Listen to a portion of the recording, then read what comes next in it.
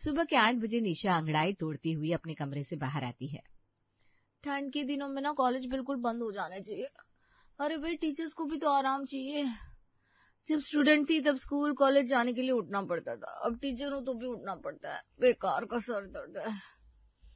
कितने लोग हैं यहाँ जो नौकरी के लिए मारे मारे फिर रहे हैं, और एक तू है कि नौकरी होते हुए भी खुश नहीं है। जब मुंह खोलती है भिन भिनाती ही दिखती है। अरे ठीक है ना रोहन की माँ, अब सवेरे सवेरे आप शुरू मत हो जाइए। बस उठकर ही तो आई है निशा, नींद में बड़बड़ा रही है और कुछ नहीं। अब मुझे टॉप 100 न्यूज देखने दीजिए, चलिए। डैड इज राइट मम्मी, मैं नींद में बड़बड़ा रही हूँ क्योंकि मेरी नींद अभी पूरी नहीं हुई है, और आज मेरा लेक्चर था भी नहीं। इतने शॉर्ट नोटिस में ये लोग कॉलेज बुला लेते हैं कि क्या करूं। यही अगर गवर्नमेंट कॉलेज की प्रोफेसर होती ना मैं, तो कोई टेंशन नहीं रहता। दिमाग की दही हो जाती है। घर में बैठे प्रोफेसर इन्हें सुहाते नहीं है। ये बोलते हुए निशा सेंटर टेबल पर रखे धर्मेश से चाय लेकर पहली चुस्की भरती है कि मनीषा उसके पास आकर उसके हाथ से कप ले लेती है। हो गया, चल अब खड़ी हो। बिस्तर से उठकर आई हो तो सोफे पर पसर गई। किस घर की लड़की 8 बजे उठती है? और यहाँ बेटियों का लोग 8 बजे तक सोना बर्दाश्त नहीं करते, तो भाई कौन अपनी बहू का 8 बजे तक सोना बर्दाश्त करेगा? 10 मिनट के अंदर तैयार हो जा और कॉलेज निकल चल। और मम्मी बहुत टाइम है ना अभी, बस स्कूटी का क्लच दबाया और ये मैं कॉलेज पहुंच गई। अच्छा। मनीषा अपनी बेटी के कमरे में जाती है और ड्रेसिंग टेबल के सामने पड़ी हुई स्कूटी की चाबी को उठाकर अपने बेटे रोहन को देती है। आज तू स्कूटी से स्कूल जा सकता है बेटा। सच में? I can't believe. Thank you mummy, love you. Nisha ना चाहते हुए भी अपने कमरे में जाती है और फौरन अपने चेहरे पर पानी मारकर कपड़े बदलकर कंघी करनी शुरू कर देती है। एक तो बस चलती है कॉलेज की, जो भी बस स्टॉपेज पर पहुंचने ही वाली होगी। आज नाश्ता भी नसीब नहीं होने देगी मम्मी मुझे। भागते दौड़ते निशा स्टॉपेज पर पहुंचती है। तुम आज फिर से? लगता है इस बार स्कूटी का क्लच काम नहीं किया होगा। नहीं नहीं, स्कूटी की तेल खत्म हो गई थी। कहीं उस तेल का नाम मम्मी की जुबान तो नहीं है? वही मुझे लगा पूरे 1 हफ्ते हो गए और आपके दर्शन नहीं हुए मैडम। अरे पता है ना तुम्हें, बस फिर। कसम से समझ में नहीं आता, तेरी मम्मी तेरे साथ इतना स्ट्रिक्ट बर्ताव क्यों करती है? मेरी मम्मी तो कहती है अपने मायके में अपनी लाइफ जी लो, पता नहीं ससुराल कैसा मिले। वही तो रोना है यार, ससुराल कैसा मिलेगा समझ में नहीं आता। कभी कभी मैं अपने मायके में रहती हूँ या ससुराल में, पराए घर जाऊंगी वहां सब कैसा होगा, इसको लेकर मम्मी मेरे पर इतना प्रेशर बनाती है ना, कभी कभी घर जाने का मन ही नहीं करता। समझ सकती हूँ मैं यार। चल मेरा स्टॉपेज आ गया। कॉलेज जाते ही निशा अपने घर पर हुए वाक्य को भूल जाती है और अपने स्टूडेंट की एक्स्ट्रा क्लासेस लेनी शुरू कर देती है। फाइनेंशियल अकाउंटिंग की क्लास चल रही होती है, तभी स्टूडेंट हेड क्लास में आता है। मैम, प्रिंसिपल सर ने आपको एक्स्ट्रा क्लासेस लेने के लिए कहा है। आई गेस अपनी ब्राइड में आप ये भूल रहे हैं कि आज मेरा कोई लेक्चर था ही नहीं, ये एक्स्ट्रा क्लासेस ही अरेंज की गई है। सॉरी टू इंटरप्ट मैम, मेरे कहने का मतलब है इन 2 लेक्चर्स के बाद एक और लेक्चर लेना है आपको। एक्स्ट्रा क्लासेस के लिए एचओडी सर को मैं ही मिलती हूँ क्या? घर बार नहीं है क्या मेरा? शादी हो गई है, परिवार संभालने का करके बाकी सारी फीमेल टीचर्स भाग जाती हैं और फंस जाती है निशा। घड़ी के कांटे जैसे थम गए थे, तीसरा लेक्चर खत्म ही नहीं हो रहा था। निशा का पेट भूख से गुड़गुड़ा रहा था। हे भगवान, ये बेल क्यों नहीं बज रही है? जल्दी से 15 मिनट ओवर हो और मैं भागू। निशा बेल बजने का वेट कर रही थी, तभी बेल बजती है। फाइनली इतनी जोरों की भूख लगी है, घर जाती मैं खाने पर टूट पड़ूंगी। निशा यूनिवर्सिटी के कंपाउंड के बाहर खड़ी रिक्शा को आवाज लगा रही थी, पर एक भी रिक्शा रुकने का नाम ही नहीं ले रही थी। तभी उसके पीछे से एक बाइक आकर उसकी बाजू में खड़ी हो जाती है। निशा मैम, आपको अगर प्रॉब्लम ना हो तो मैं आपको लिफ्ट दे सकता हूँ। गिफ्ट? आपको समझ में आ रहा है क्या कह रहे हैं आप? एचओडी सर के पास कंप्लेंट कर दी ना मैंने तो आपकी नौकरी पर बनाएगी। माना कि प्रोबेशन पीरियड पर हूं मैं, पर परमानेंट नौकरी वालों की नौकरी खा सकती हूँ। अरे मैडम, गिफ्ट नहीं, आपको रिक्शा नहीं मिल रही है ना, मैं भी उसी तरफ जा रहा था तो सोचा आपको लिफ्ट दे दूं। और कोई बात नहीं, किसी और दिन आप मुझे अपनी स्कूटी पर लिफ्ट दे दीजिएगा या इंटरनल टेस्ट की कॉपीज चेक करने में मेरी मदद कर दीजिएगा।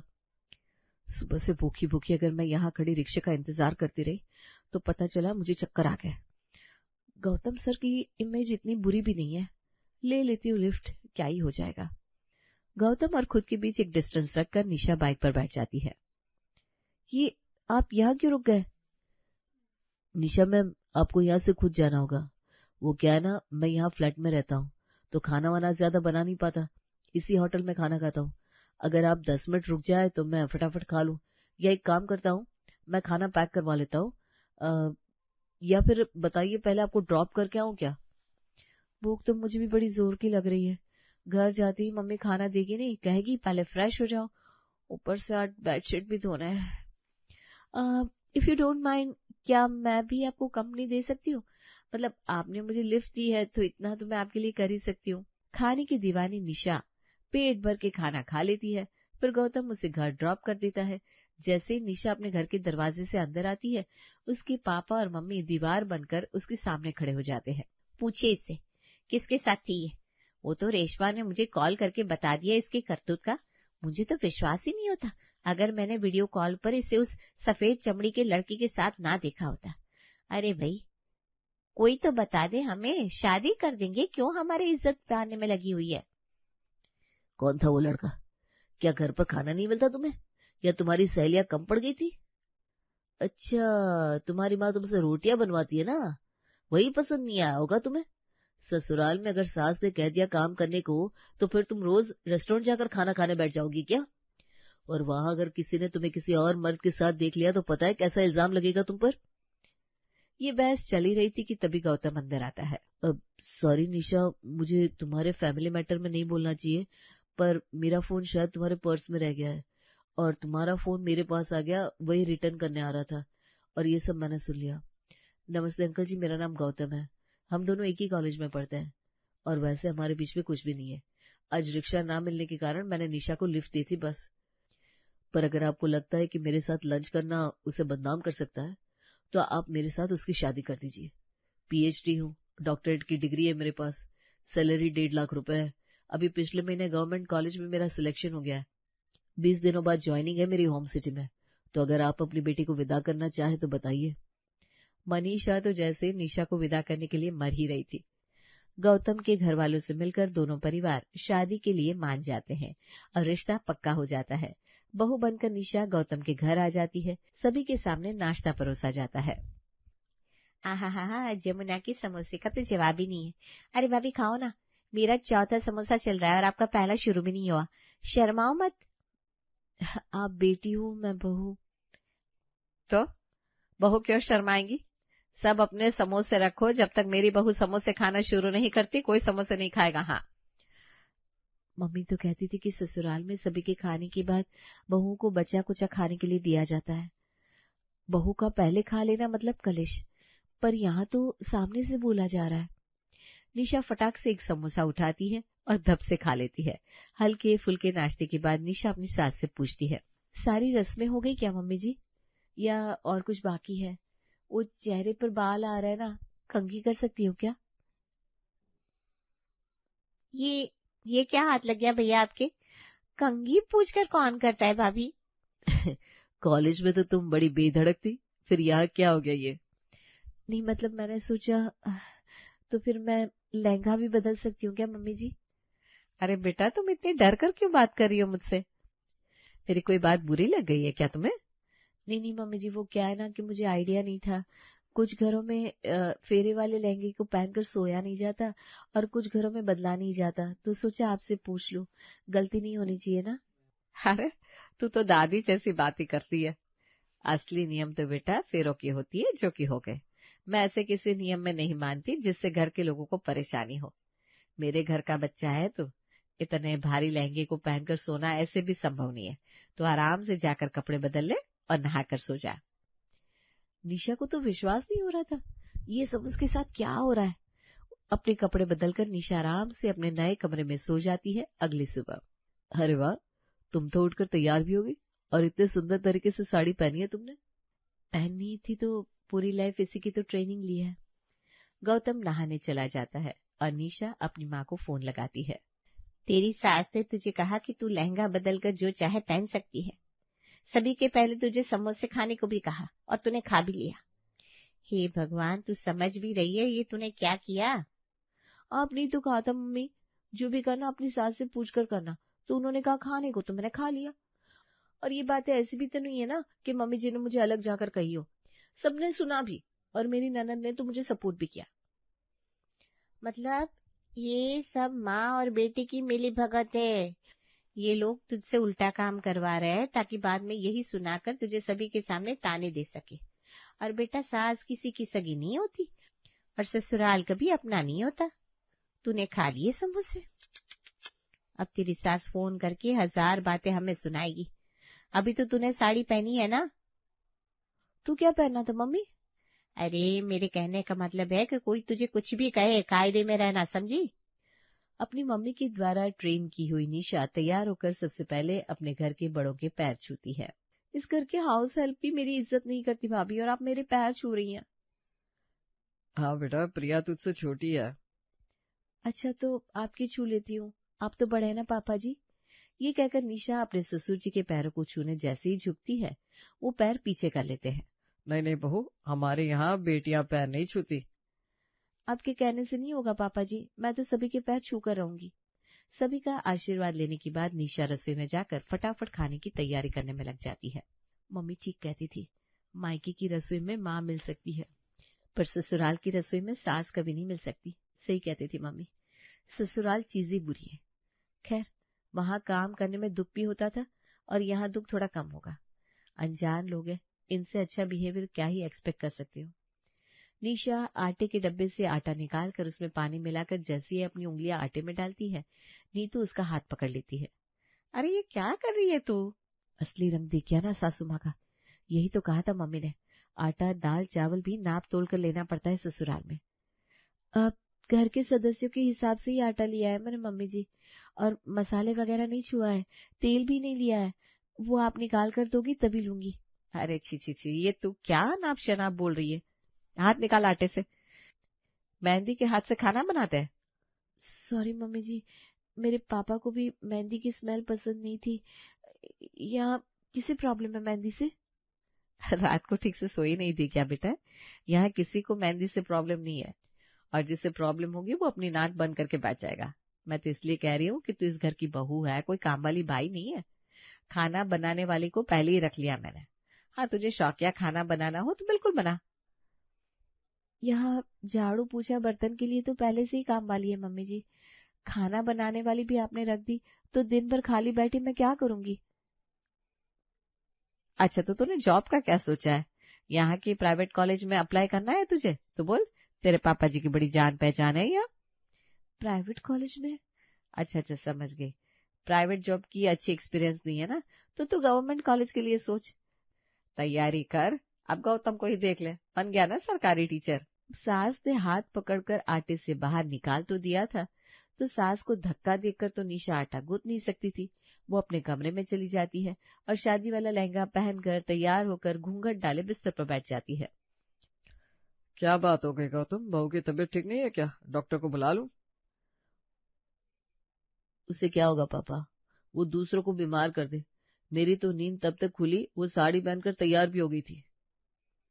वाह, भाभी साड़ी पहनती है। देखो माँ, पता नहीं आखिरी बार मैंने आपको साड़ी में कब देखा था। कहाँ है भाभी, मुझे उन्हें देखना है। ये लो, वही तो पूछ रहा था मैं तेरे भाई से कि कहाँ है बहू, कहीं दिखाई नहीं दे रही। फोन कर प्रिया, तो आस पड़ोस में गई होगी। ये किस भ्रम में रह रहे हैं आप? निशा का बस चले तो साड़ी की पटली भी मुझसे पूछ कर बनाए। घर से बाहर तो पैर भी नहीं रखने वाली वो। मैं छत पर जाकर देखती हूँ। प्रिया, तू बालकनी में देख, गौतम तू कमरे में देख। मैं यही हॉल में बैठता हूँ, हो सकता है बहू बाहर से आ जाए। गौतम जैसे ही कमरे में पहुंचता है तो जोर से उसकी चीख निकल जाती है। क्या हो गया गौतम, तुम चीखे क्यों? ये लो मम्मी, यहाँ है भाभी, दुल्हनिया बनी बैठी है। लगता है रात को भैया ने घूंघट उठाया नहीं था। ससुराल है, घूंघट उठा रहा हूँ मैं। ये रस्म सही से हुई नहीं होगी, है ना भैया? और तू क्या दरवाजे पर जाकर खड़ी हो गई? इधर आ मेरे पास। बहू, तेरी सास, मैं और तेरी ननद जरा बाहर घूम कर आते हैं, तो आराम से घर पर रहे। एक मिनट पापा जी, आप लोग मुझसे नाराज होकर घर छोड़कर जा रहे हैं क्या? मैं ये गौतम जी के लिए तैयार नहीं हुई थी, मुझे लगा आज मुंह दिखाई की रस्म होगी। निशा की घबराहट को अब नीतू बर्दाश्त नहीं कर पाती और सभी के सामने उससे सवाल करती है। तू बता बहू मुझे, तुझे क्यों परफेक्ट बहू बनना है, जबकि इसका कोई डेफिनेशन होता ही नहीं। खुद पर प्रेशर बनाने पर क्यों तुली हुई है तू? गौतम ने कुछ कहा क्या तुझसे? मेरी कसम बता बेटा। ससुराल में बहू बहू होती है और बहू और बेटी में बहुत फर्क होता है मम्मी जी।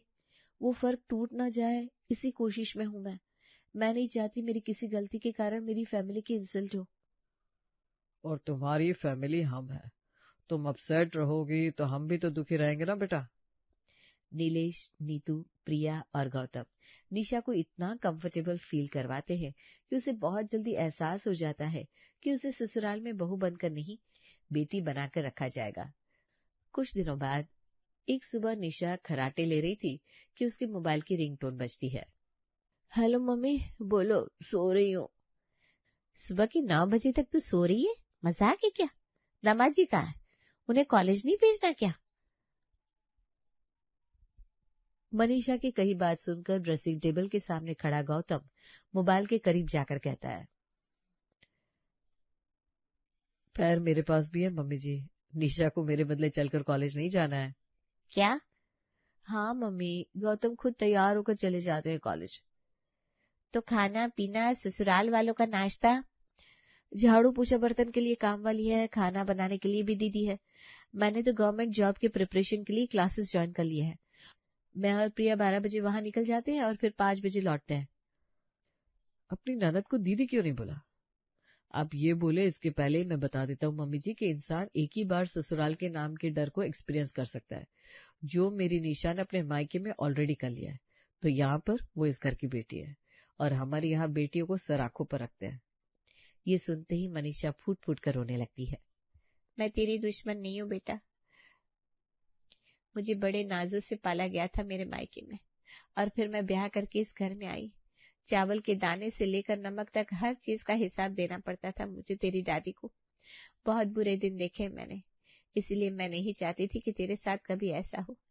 जब मैंने तेरी पहली बार कुंडली बनवाई थी तो पंडित जी ने कहा था कि तेरे ससुराल वाले बहुत बुरे होंगे, इसीलिए मैं तुझे पहले से ट्रेनिंग देना चाहती थी, पर भगवान की कृपा देख सब ठीक है बाहर। ससुराल में जो दुख देखना था वो आपने पहले ट्रेनिंग में ही दिखा दिया मम्मी। और मुझे आपसे कोई गिला शिकवा भी नहीं है। जो होता है अच्छे के लिए होता है।